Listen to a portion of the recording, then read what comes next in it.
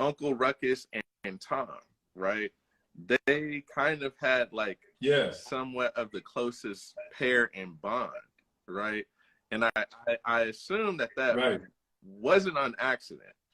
Well, I mean, I just think it's just another slice of the pie, right? I mean, it's another point of view or another kind of character that exists in our community, because, you know, there are some people who aren't necessarily, you know, like Tom doesn't necessarily have a dislike for, you know, or disdain for Black people.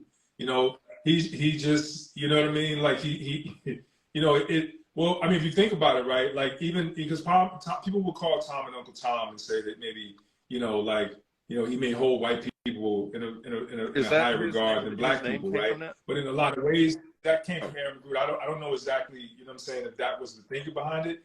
But I will say this, you know, Granddad had a little bit of that too, where Granddad was trying to impress, you know what I'm saying, Mr. Onceler. You know, he came from an era where, like, you don't look crazy in front of white people. You don't do this in front of white people. You got to impress white people and, you know, get in with them. So there's different faces of a similar kind of thing.